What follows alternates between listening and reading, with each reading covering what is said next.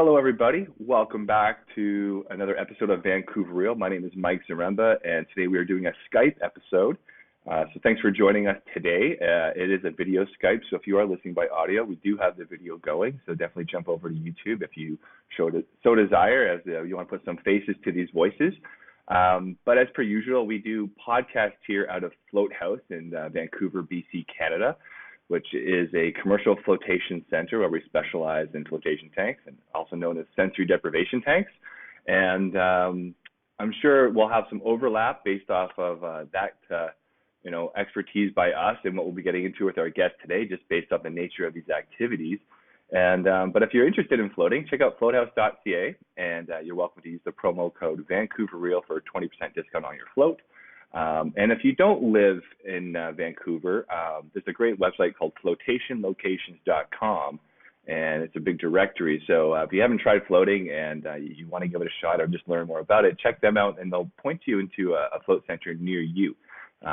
So you can definitely dive into it a bit deeper there. So that's my only plug for today. So I'm going to dive into our episode today because joining me from the jungles of Peru in the great Amazon basin there is a master shaman named Hamilton Souther. And first of all, welcome, Hamilton, to the show.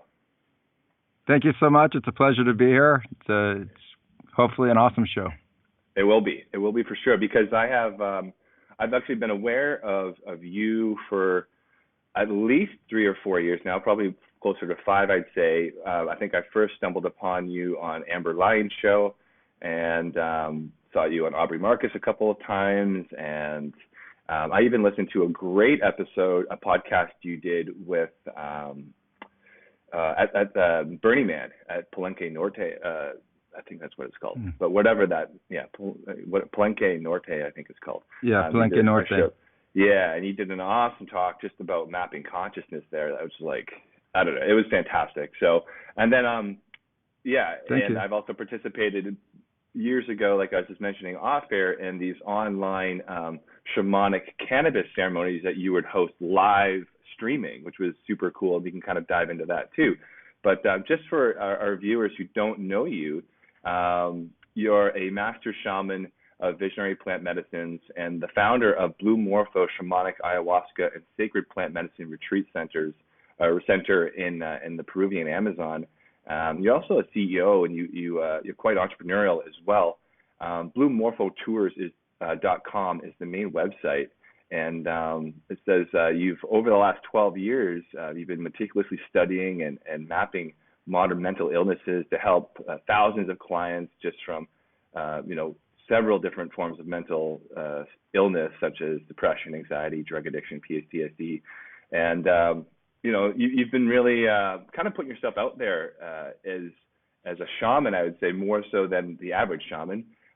Most shamans are kind of hermit-like, but you're kind of cut from a different cloth there. So maybe we can kind of start with that, just about where you came from and how you kind of got into the path that you're on, and just bring us on a little journey of the story there.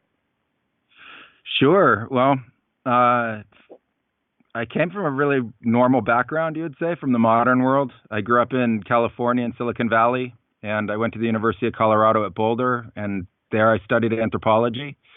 But things started to shift the year after I graduated from the university, when I was 22, 23 years old. And I started having an awakening to visionary experiences that were spontaneous, and they were really, altering in terms of how I viewed the understandings of spirit, something I didn't believe in, and then all of a sudden was confronted with these experiences that made spirit very real and very true for me. And the visions were really quite prophetic. They sent me on a journey to Peru, where I was supposed to achieve a resolution to the visions and finding an apprenticeship in some part of Peru. I didn't know where. It wasn't that specific.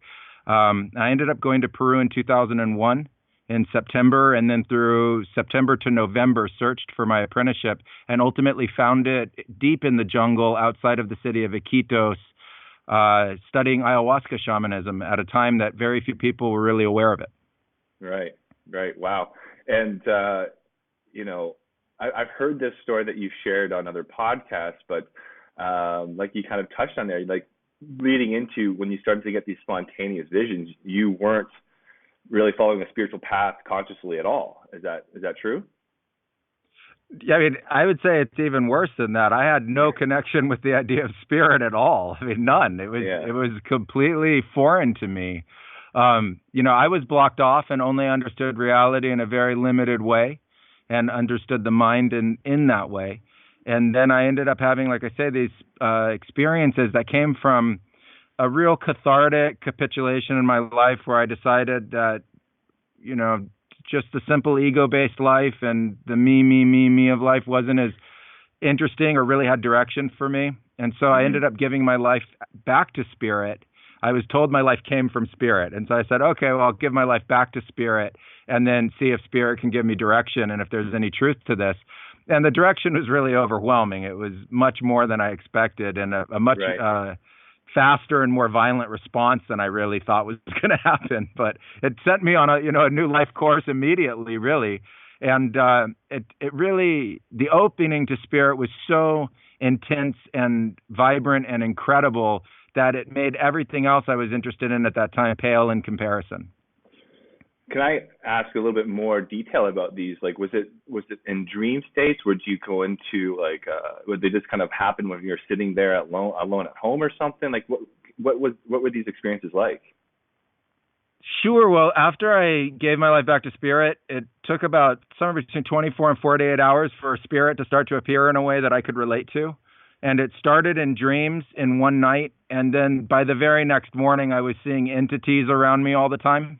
And there was a specific group of them, and I got confirmation from my mother as well as other people that they actually knew the entities that were around me, that one was a deceased friend and mentor of my mother, and others were visible to actually other people, which was mind-blowing to me. And so wow. At first I thought these experiences were only related solely to me, and then I started to, almost immediately, it was like it was set up. It was like these entities appeared, and then they were with me all the time, a minimum of 3 of them or more for a very long period of time. And like I said, ultimately other people were seeing them too and I never told anybody that I was having this experience, Yeah. And so when people would reach out and say like, hey, there's like this entity standing right here behind your right shoulder. It's a woman who looks like this with brown hair, and described to me the height and weight and build of the person. And it was exactly what I knew and was seeing there too, that had been whispering in my ear. It started to make me take these experiences incredibly seriously, not just as something that was unfolding in my own life, but of a kind of deeper connection to something that still needed to be explored and understood. It was at that time so foreign and so new to me. But ultimately I found other evidence, ethnographic evidence and anthropological evidence in shamanism as a field that was really quite open about the kinds of experiences that I was having. And I read a number of accounts of people having sort of a traditional awakening to spirit in these tribal societies, and they were having identical experiences to me in the dream state and outside of the dream state. And so because I felt this akin to those stories and those mythologies on what was happening to me, I decided to use shamanism as a means to try to go on that journey of self-exploration, answer the questions of what's going on. And ultimately that led to meeting master shamans who took me under their wing, which I think is a gift that has no measure, that these mentors really did take me in and shared with me beyond the boundaries of their own culture these incredible mystical arts that are found in the Amazon that are alive and well today, and now have been, talked about for over a decade, and people from all over the world have come to seek and participate in. That is quite mind blowing. Like, personally, I've kind of stumbled upon the shamanic arts. Well, I wouldn't say stumbled, curiously, explored them personally for about 5 or so years now.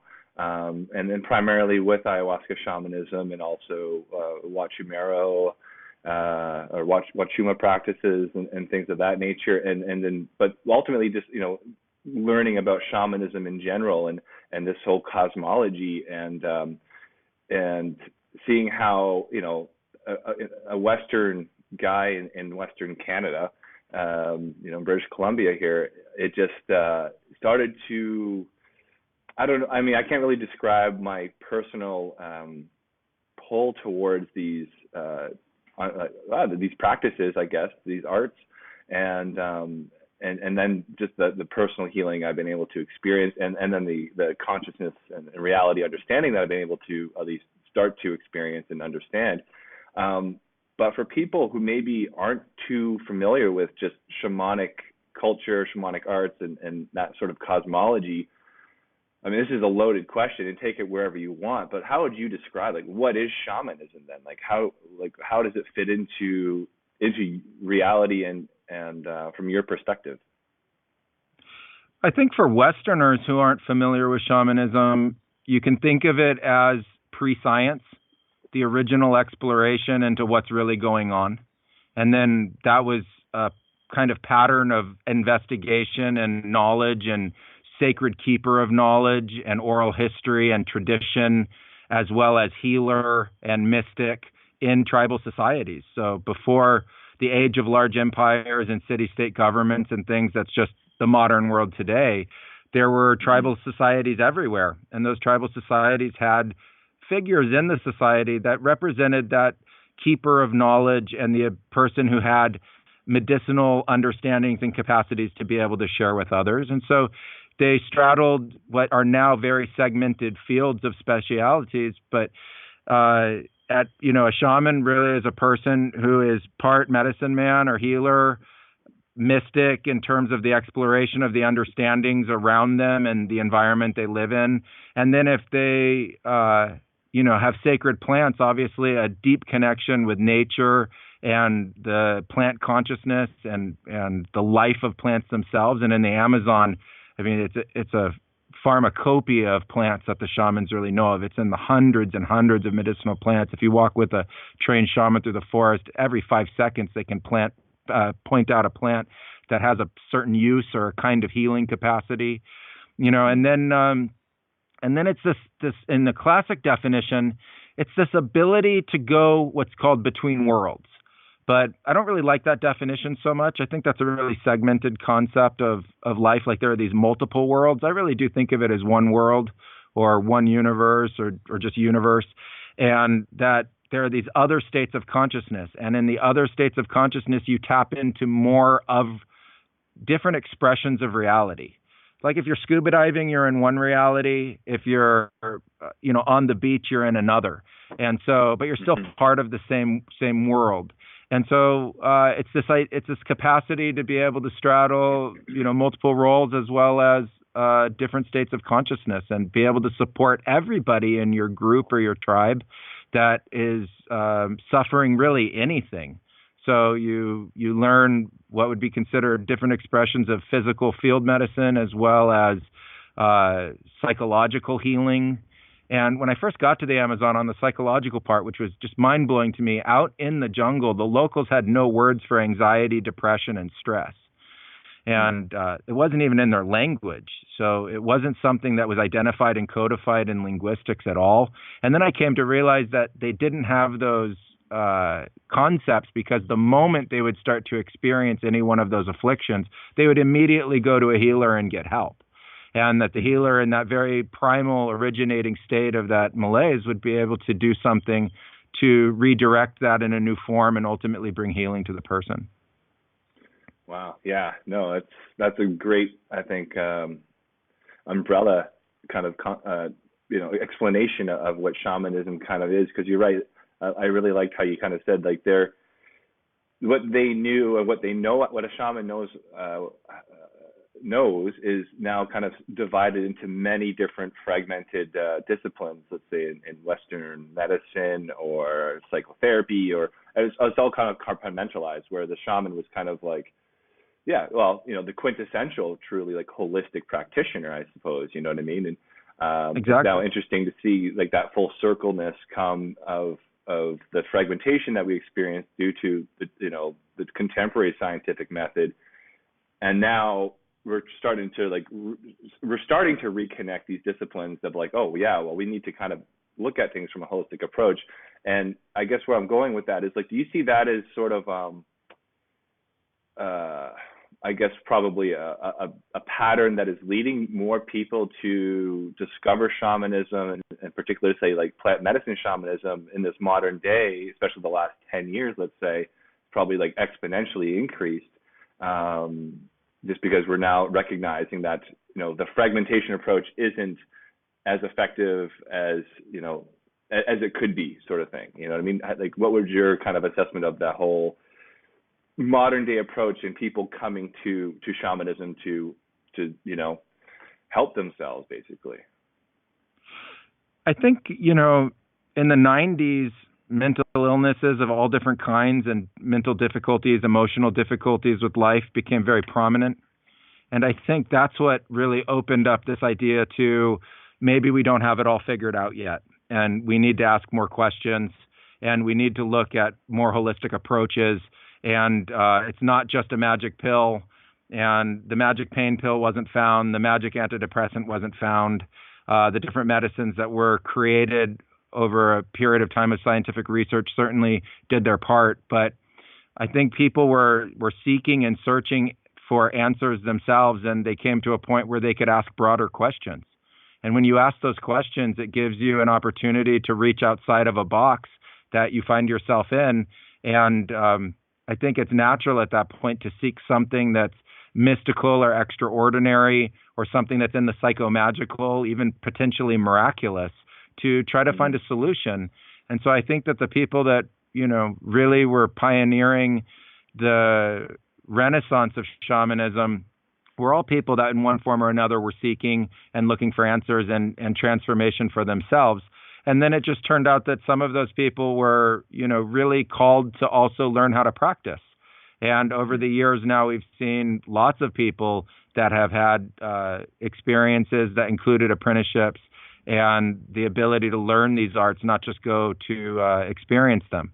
And so I think that, when you come from a very compartmentalized time, the idea of these compartmentalizations and specialization really came at the foundation and the origin of our modern political and economic systems. And it was a means of how to divide really all the roles and necessities of society. And I think over, the years, the amount of knowledge that had been amassed was so much that people thought they had figured it all out. And I think after a period of time, naturally through evolution, people started to realize, wait, there are a lot more questions out here that still remain unanswered. And the people that they started to seek were either mystics or shamans or other kinds of spiritual workers that were already thinking outside of that box and already thinking in holistic ways, and also had that ancestral indigenous thread that went back, something much deeper in time, and was a continuance of something that I think people could relate to in a way, because it wasn't charlatanism or hocus pocus. It wasn't, a promise that couldn't be fulfilled. It was actually real healers doing real work, and they just hadn't really been discovered by the modern world yet. Yeah, right. And, something that was coming up for me just when you were speaking there was about, I could see many people who are maybe approaching things holistically, what might seem holistically to them from, let's say, like a multidisciplinary aspect or approach. However, I still think the dimension that probably maybe it's just more challenging for people to just accept in general and to consciously pursue is like the mystical realm of it, the spiritual realm. And but I'm curious to hear your thoughts on how important do you feel that the mystical connection, the spiritual awakening, and that sort of process for any individual, how important is that not only for healing, let's just say like for overall wellness in life as a human being? Like, I'd love to hear your kind of your perspective on that. Did I lose you there? Hello. We may have lost. Sure. Can you hear me? I can hear you now. Yeah. Can you hear me? Yeah, absolutely. So Okay. to answer your question,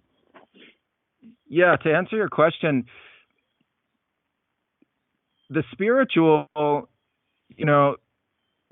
I don't separate from anything else in life. And the shamans don't separate it in the Amazon. And I think that's the first bridge, is that it's not two different fields of study to understand life and understand the concept of spirit. I think it gets a little confusing for people because of different religious connotation and also different mythologies that they may not understand or haven't been introduced to yet. I deal with that on every retreat because we have people coming who are looking for solutions that have never experienced spirit in any kind of way. And we tell them, well, the ayahuasca ceremony is going to work as a bridge between you and these plant spirits. And, Don Alberto's there was one of the master shamans who trained me, and he just explains to people, when we look at the use of ayahuasca and when we look at the use of plants, we don't separate the physicality nor the chemistry from the spirit of the plant itself. It's all included. So there's this idea of the physicality of the plant. There it is in front of your eyes. It's behind me. That's ayahuasca growing behind me. And, here we make a tea out of it that has a very specific recipe. And then you're going to drink this tea, and then you're going to go into a visionary state. And in that visionary state, you're going to meet what we call spirits. And, we allow people to call it whatever they want. I don't think the linguistics aren't as important as the experience itself. And a great story about that was when I was working with a psychologist who absolutely would not agree to the idea of spirits. And so I said, okay, I'm going to show you what we call spirits. And then at the end of the night, the psychologist said, I definitely had experiences of what you call spirits. So it wasn't a question of just getting hung up in the linguistics. If you've never had these kinds of experiences in your life, I think you can equate them to just unbelievably vivid dreaming.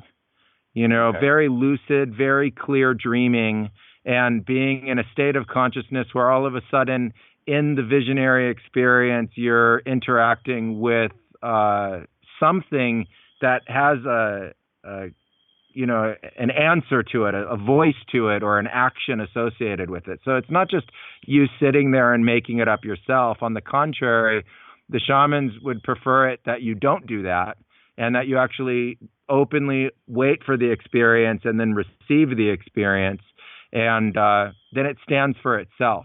And the beauty of ayahuasca, it's such a powerful tool to use to help facilitate this kind of state of consciousness, to have this experience or to be able to tap in or tune in to this concept of spirit, that it makes it available to people. It makes it something that can become real for them and not just something that they have to believe in or another ideology that they get presented. Do you make any personal distinctions between spirit and spirit? Yeah, I think that there's spirit, which is just the great collective. I kind of think of spirit as all force. Same concept as gravity, same concept as planets and spiral galaxies, same concept as the growth itself of life that we still don't truly understand the origins of, or why or how. And there are so many different theories on that. And so that to me is spirit. And then only because we categorize, we're very categorical people in the way that we think and the way that we use linguistics and language. And so I think there's a distinction between saying this is the spirit of ayahuasca that appears over and over and over again the same way, and saying this is the spirit of the universe, which is kind of the totality of this macrocosmic expression that we're still really just on the frontiers of starting to even look at. There's scientific discoveries every year about space and about space-time that is giving merit to previous theories and debunking other theories. And I think it's still very finite in practice and in our understanding of how deep this universe really goes, and also the interconnectedness of our consciousness as part and parcel of that universe. Well, yeah, you actually just went exactly into where I wanted to go next, which is how does consciousness now tie into this? And I've heard some really interesting, that I can't really repeat, I guess, mapping and understandings of consciousness that you've been kind of undertaking throughout your personal I think, shamanic, apprenticeship and beyond. Obviously, now that you're full-fledged and practicing, like, how does consciousness, like the human consciousness, my consciousness, your consciousness, well, answer this as best you can, I suppose, but like, what is that, and how does this integrate with sort of the cosmology that you've been kind of articulating? Sure. I think that consciousness is an expression of that spirit. It's an expression of evolution that started in a form of life very different to the life that we currently experience. And really, consciousness, in terms of my own explorations and studies, became a pursuit of how we perceive. And I thought that our perception itself was the doorway to the understanding of that consciousness. And so I really looked at imagination and analytical thinking and this emotional feeling, physical feeling, neurological body, but also this emotional and more subtle experiences associated with that.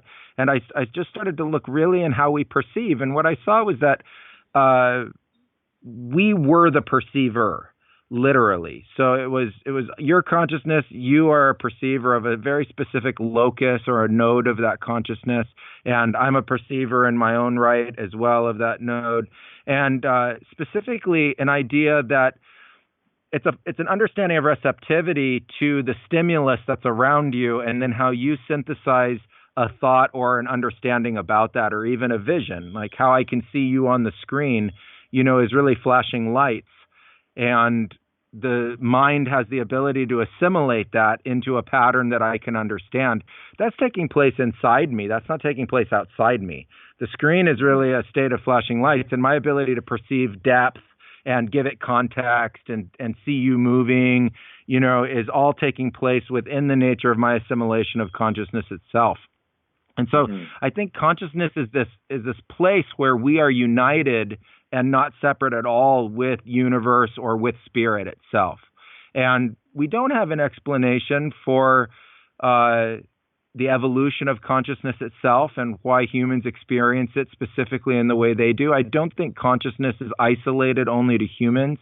I think plants have consciousness, and many, many other animals share consciousness of all varying degrees of assimilation and capacities with that, and also with language as well.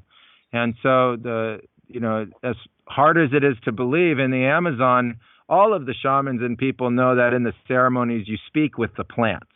And Alberto told me there was a period of time in history where humans, animals, and plants all spoke together a common language.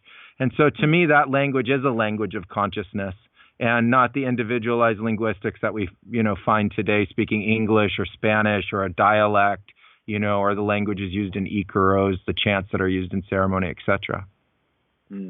Right. Well, I'm going to try to make this bridge, because I want to get into the experiences I personally had while you were doing these online live streaming cannabis shamanic ceremonies.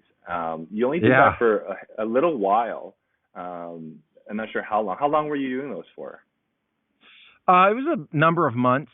We did them over a period of time for a number of months. We ended up having bandwidth problems. It was very early in live streaming, and the technology was still coming together. And it was sort of ironic that huge tech companies came out with free live streaming the year after we started. And so if we had waited one more year, we wouldn't have had those same issues that we had. But when we started, it was like having your own live streaming computer and needing this, extravagant bandwidth and needing fiber optic lines, or it just wouldn't work at all. And there was no way to use compression or anything else to try to make it more seamless. And so we were having interruptions in our streaming often. And so we stopped because of those reasons. But at first, when we didn't have those problems and the stream went all the way through, it was incredible. And it was really important, I think, for the practice itself to have that unbroken stream, because we were pioneering ways to be able to decentralize the idea of coming together for a shamanic ceremony. It wasn't just in the same maloka or ceremonial house, but now it was like, hey, you can be anywhere in the world, we can be anywhere in the world, and we can hybridize this incredible technology and the internet, and also utilize it to be able to stream the ceremonies. And I created this space, a series of definitions for the space that we could all agree to, that were not based in ideologies or dogmas. Like, you're in your space and I'm in my space, and between us the space is connected. And so that's the space of this ceremony. And we can define the space in oneness and wholeness, and we can interconnect through that space. And so I created this way that wasn't this us and them mentality about the ceremony itself, that would really, truly interconnect everybody that was in the ceremony, not only via the technology, but also in consciousness, so that we could have this live stream and really have people have profound experiences, of which, luckily, it worked. I mean, it would have been a terrible scenario and experiment to have it not work, but luckily it worked. Yeah, I'm so glad you kind of just went on that explanation before I even said what I'm going to say right now, because, for anyone listening to this, like, I'm going to be completely transparent and 100% honest with my experience right here. And you just heard what Hamilton said. So I participated in this ceremony. I think I did 2 of them, I believe, where you would do the live stream, you'd come on, and then you'd kind of do a little explanation, kind of like that almost, I think, and then we would pause, and then I'd go and take my I'd have my cannabis, you know what I mean? I'd smoke cannabis and then put on my headphones, and nice stereo headphones, and I'd lie down in my room. Like, I had it, I was approaching it with as much reverence as I possibly could, because I was really genuinely exploring these practices. So I lie down, and then you would start with your Icaros and your drumming. And I even emailed you guys afterwards, because the way I can only describe it is that it was impossible. Because what happened was, I was in there, and if you've ever been into a shamanic trance before, especially with drumming and Icaros, you kind of have to let yourself get swept into it and really surrender into it, which can be challenging sometimes. Like, our egoic minds, our minds don't want to necessarily go with it. So that's like sort of like the work that has to be done during these processes. And everyone has different capabilities of doing that. And even on different days, I do, like some days, boom, it's easy. And other days I really struggle with it. So there's 2 main anecdotes that I want to share here. And the one was, there was one time where you would be drumming, and then you'd be singing Icaros, but you'd also be kind of just peppering in language with the music that was, you were literally inside my head. Because I practice floating, and I fly in this float tank, and I use that a lot as a way of practicing that surrendering element and going into different states of consciousness. And so while I was in this one ceremony, I was like, okay, just do what you do when you float, just relax and float. And then you literally started singing, floating in outer space, and in my mind, because I was like, I'm trying to float, and you were talking to me, and then I was getting stuck, and I was kind of getting hung up, because my mind was like, oh my God, he's like freaking speaking exactly what I'm thinking. And then you would be like, you're really hung up on floating, and like, you're kind of like, you were like talking, like you were acknowledging that I was stuck. You were actually singing along that I was stuck. And I'm like, it was just impossible. It was, in anything I would think, you would kind of like, you were responding back to me. And I mean, I don't have this was 4 or 5 years ago, so I don't have the exact verbiage, but I remember you were responding directly back to me. Yeah. And then one question I actually have, and I found that when I was able to start to let go deeper into it, your words during the Icaros went from actual language to more of like a glossolalia. Like, it wasn't language. It wasn't, well, at least it wasn't like English anymore. And maybe that was just my perception of it, or that was really happening. Was that really happening? That's my question to you. Like, as I was letting myself drift deeper into it, your language would shift from this words to sounds. It was different. But then when I was struggling and I'd come out of it, it would shift back to words again. Then you'd help me go back in, and then your languaging would shift again. Does that make any sense at all to you? It really does. I mean, I think it's going to be really hard for people to to understand the interconnectedness of all of this, you know. It's But what yeah, it is, though. it really does make tremendous sense. You know, I learned how to be able to hold ayahuasca ceremonies in a place where in the same room I could be guiding 30, 40, 50 people at the same time.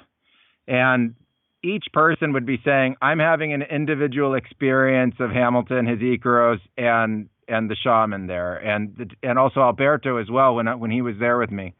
And I learned how to hold a state of trance and a state of consciousness and a meditative state that was in a field itself. It wasn't so isolated with call and response and this individualization of experience. And so in the live streams, what I did was I expanded my own experience of consciousness to include everybody that was in the ceremony. And sort of as a visualization, what I did was I tried to follow in my imagination, the Wi-Fi signals and the fiber optics to everybody. So I would try to envision like I was here within the earth, and I was trying to find these points of light that represented everybody's nexus of consciousness that was in the ceremony itself. So in my own concentration, I was, you know, speaking to everybody in universal terms, which we all relate to. Like if I mention heart, you have a heart or you're dead. So that's a universal concept. And if I mention time, that is as well. You know, and so I used these universal concepts to tie us all together. And then I would watch in the ceremony and try to feel and perceive literally where everybody was at the same time. And it was sometimes quite a challenge because we had ceremonies with hundreds of people at times, if not thousands. And so, you know, it's like, it's not just a stadium with everybody there and you're singing to the stadium. It's like really trying to find everybody and hold everybody together. And I would see these lights in my vision coming on and coming off. And when they were on, it was representing how connected everyone was. And when it was going off, it was where there was struggle. And then I would point the Icaros and what I was doing to that thing that I was perceiving. And I just trusted that connection was real. And I said, you know, I'm pioneering this. I'm inventing this. I'm trying to extend the shamanic beyond the difficulties that some people have in being able to just travel halfway around the world to go experience an authentic form of shamanism. And I was really interested in this modern concept and expression of it. And so I really didn't know how it was going to turn out when I started to do this. And in the ceremonies, I set really strong intention to be able to maintain that connection. And your stories just validate, you know, the nature of experiences that I had. So I really appreciate that. And thank you for sharing. Oh, it's my pleasure. It's been something that I've wanted to ask you for years now, if I ever had the opportunity, because it was just that, I don't want to say bizarre because that might have a negative concept, but it was just that unusual. It's like when I was sharing that with my friends and my family, like my brother, immediately after, I was to say that was impossible. Like what was happening was impossible based off of, you know, say like contemporary Western points of view. But I guess, you know, what I want to talk to you or ask you about is just, you said you had the intention and the, you know, the imagination, the element of imagination. I think we kind of write that off a little bit quickly. You know, it's just, you know, hear the old verbiage of, oh, it's just your imagination or use your imagination or whatever. But like, from the sounds of it, like it seems like you were truly using your imagination to bring, you know, of this node and network of following the fiber optics to make this connection happening, but on such on a level of trust and faith and, you know, wholehearted intention that, I mean, it seemed to work. And so just, can you comment just on how powerful imagination can be and how that fits in? Absolutely. You know, when I got to the Amazon, I was in the same state as everyone else who comes out of Western education and a Western life where your imagination is really shifted and altered culturally by the age of 5 or 6, really. I mean, it's very hard beyond those ages to keep this idea of this openness. And I can certainly understand why, you know, we have a desire to move away from that and into more shared and shareable concrete expressions of reality.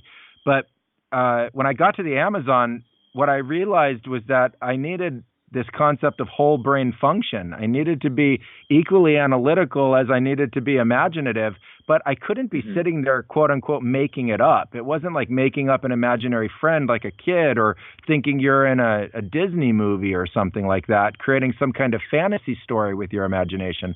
On the contrary, that experience in ayahuasca would make me feel like I was going crazy, would make me feel like I was going to throw up, would make me feel like I was spinning out of control. So this infantile kind of childish imagination didn't work at all. And I realized that I needed to have real training in the imagination, that this was a true part of our brain function and something that we just hadn't really learned how to fully utilize in a way just in our Western background. And so I learned from Alberto and Julio that as a shaman, you have your imagination fully on, but you've learned how to, like in a meditative state, come to a place of stillness in it, so that you're not creating a fantasy, you're not creating a falsehood, and that you can actually use it, and you can flip that relationship from being I'm creating this imagination to I'm now receiving through the imagination this experience. And almost like if it were a surface that something else could hit, and that it would make a wave through it, or you would see it happen, And so I did years, well over 15 years of practice in the imagination to train the brain and train the mind and train this imagination to be able to tap into the invisible. And I considered it unbelievably important in my work, because I would work with hundreds to thousands of people a year coming from all different countries and continents, and speaking all these different languages, having all of these different experiences, cultures, and backgrounds. And I would have to find a way to relate with them and develop trust very quickly in a very short period of time, and also deliver an experience that wasn't just, okay, I believe in this, but I'm actually having a transformative experience. If your guests aren't having that experience in your ceremonies, there's, unbelievable discontent. They're coming for something that they're really looking for, an outcome and a solution. And so having that pressure of having to perform, live with people and have a sort of almost predefined outcome of what they call healing or positive transformation, really forced me to utilize my brain in ways that are a little bit foreign. But if you just think of like how you studied math, just go back to how you studied math from the very first time you studied it to the last time you studied it. That's about as much time as I put into learning about the imagination. So you had math in school, and then you had math homework. Well, I was doing ceremonies kind of like school, and then homework all day long, learning how to use the imagination in those ways. And I think the imaginative practices are actually quite easy to learn if you allow yourself. I think floating is an amazing way to be able to go into that state of consciousness. You want to change the nature of how you're perceiving so that you can go from one state of lucidity to another state of lucidity, and not sobriety to like drunkenness. And so we're looking for a kind of experience that actually creates mental clarity and mental acuity. And, the times I've floated, that's what's happened is I've been in there, and all of a sudden the mind becomes very aware of itself, and then the senses go off. And then, like you said, the mind has an opportunity to relax into the experience, and then in a way vanish and become that purity of thought, or that purity of meditation, or connection with spirit or consciousness. And so, really a lot of practice.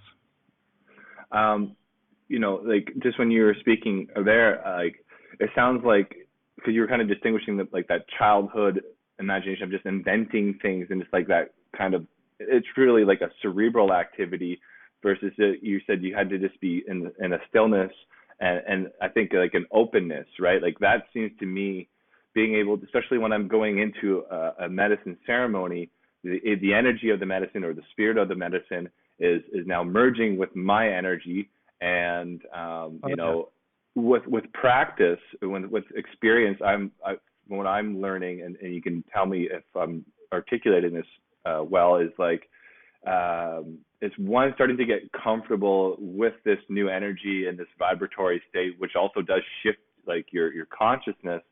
but then being able to be very calm and truly less cerebral. It's not that you don't stop thinking and turn off the brain necessarily, but you're not driving. You got to kind of sit back and allow and let an openness to happen. And then you kind of said how now you let the visions come in, or the imagination almost come in to you, versus you trying to project something out. Like when you start to project something, you're right, you start to feel sick or nauseous or uncomfortable somehow. Like when you get too cerebral or mental with it, it really does seem to well, it tells you very viscerally, that's not the right way. That's not the right direction. That's not how to exercise this energetic experience. You need to sit back and allow and surrender, really, and then that openness seems to be very, very important with this type of work. Would you agree with that?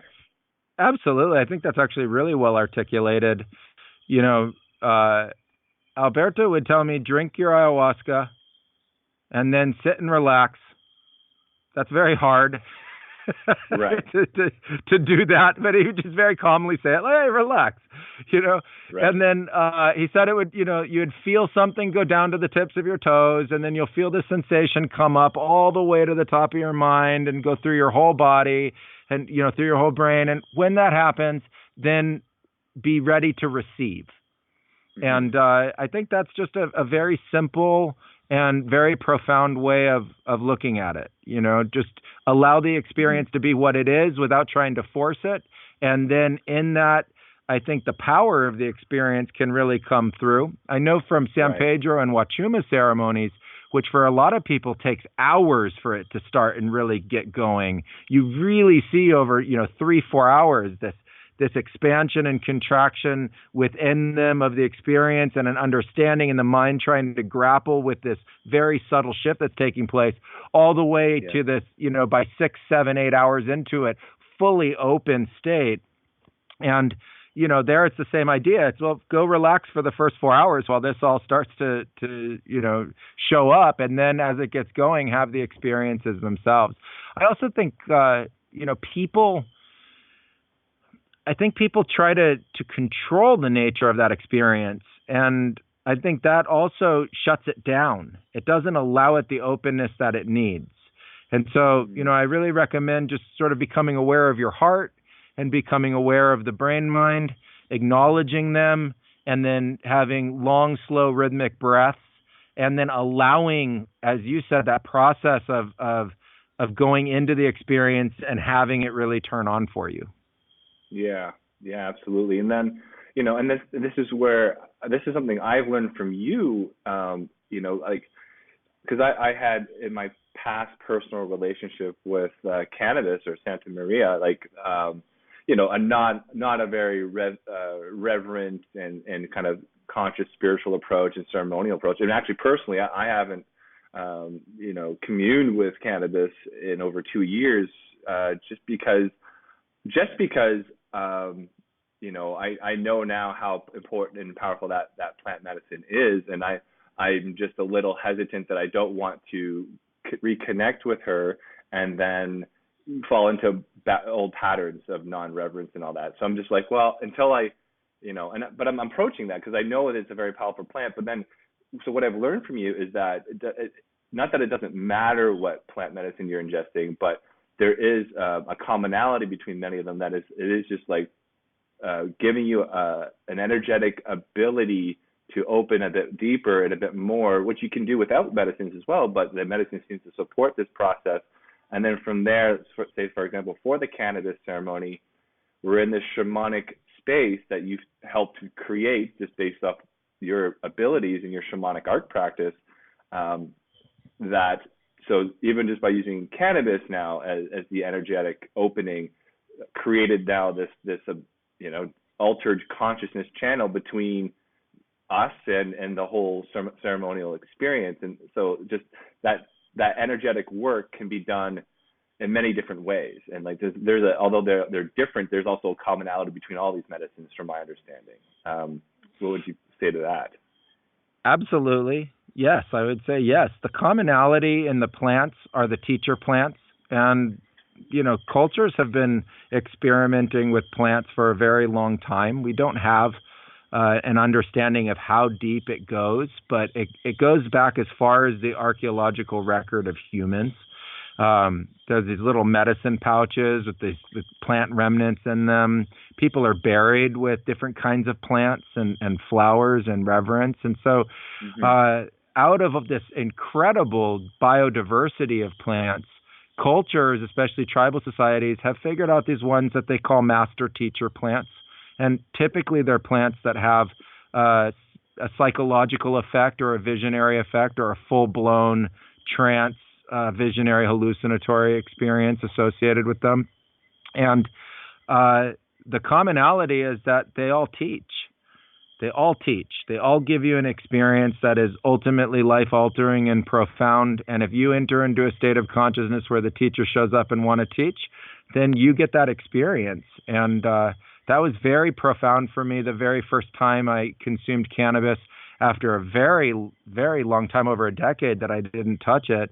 When I started these shamanic practices with it, I had already done over 1,000 ayahuasca ceremonies. I had done countless San Pedro Huachuma experiences and dietas and sanango and toé, which is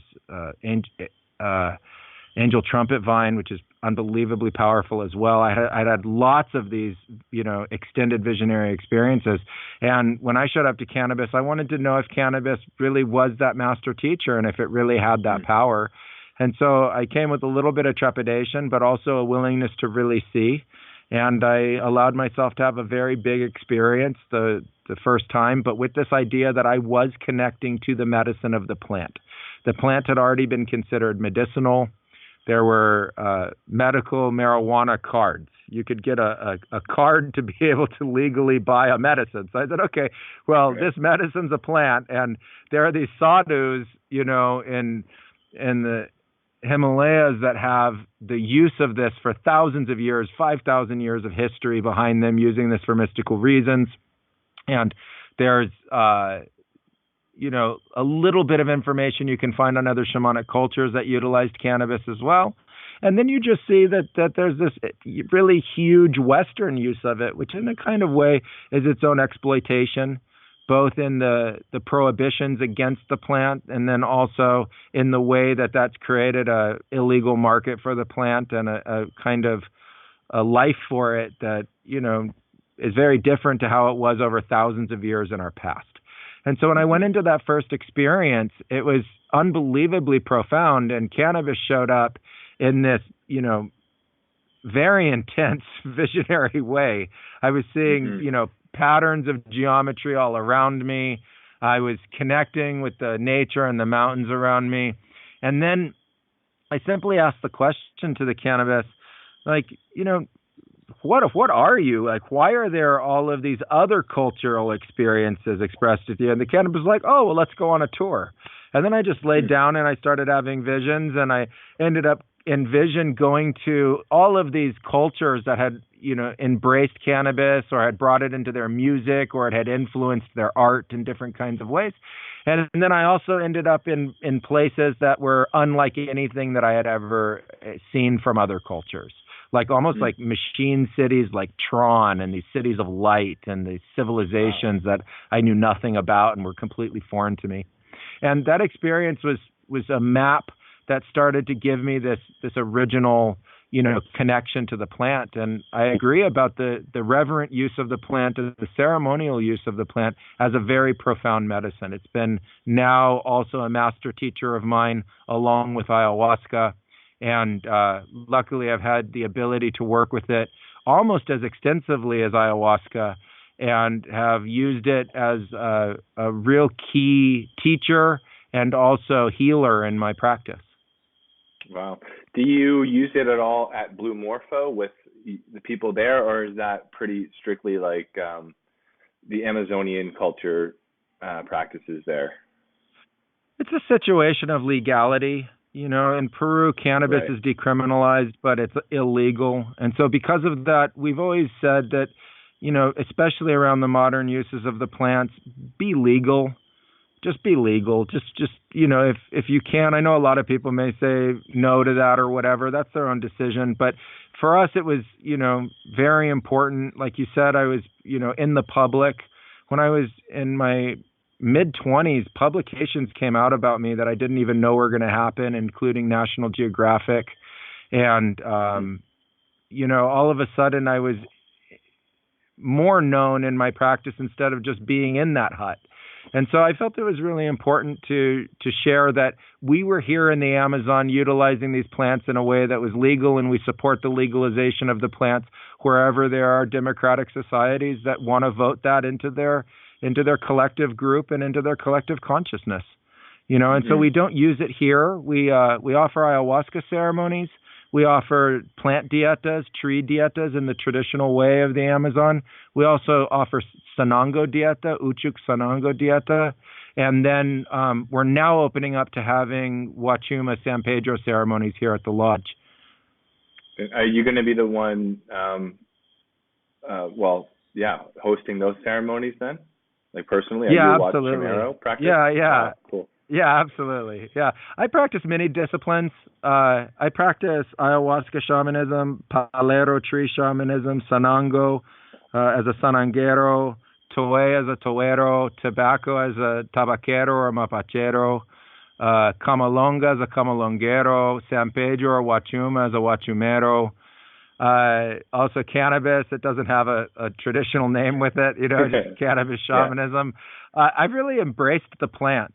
I thought if these are these master teachers and I'm interested in learning and they can actually teach me and I can have an experience that is the foundation of everything I'm talking about. I didn't read this in a book. I learned this literally through these visionary experiences and ceremonies. I thought, why not? I mean, it would be foolish in a way to not experience these plants. To do it in a safe, professional, orchestrated way, I think was the real pursuit.